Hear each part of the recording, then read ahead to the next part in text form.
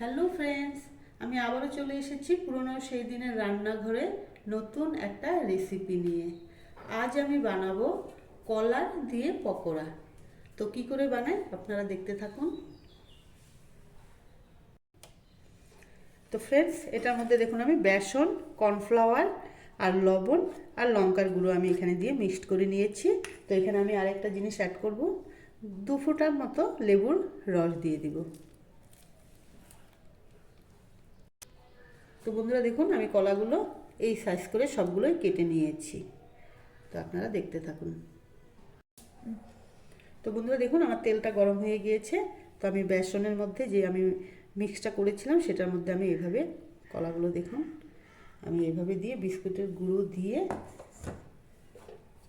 উপর দিয়ে আমি বিস্কুটের গুঁড়োটা খুব ভালো করে লাগিয়ে দেব। তো এটা আমি এখন তেলে ছেড়ে দেব। এইভাবে আমি সবগুলোই ছেড়ে দেব।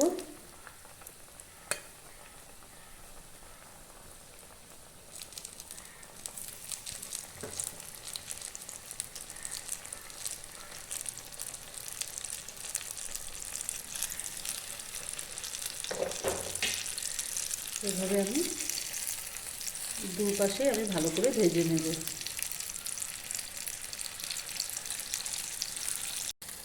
তো বন্ধুরা দেখুন, আমার কলার পকোড়াগুলো এইভাবে হয়ে গেছে। তো আমি এখন এটা উঠিয়ে নেব।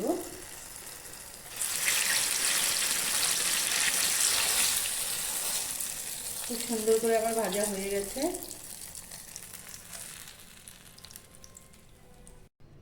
তো বন্ধুরা দেখুন, আমার কলার পকোড়া রেডি।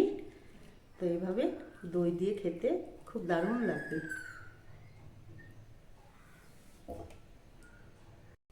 তো বন্ধুরা, আমার ভিডিও কেমন লেগেছে কমেন্ট করে জানাবেন।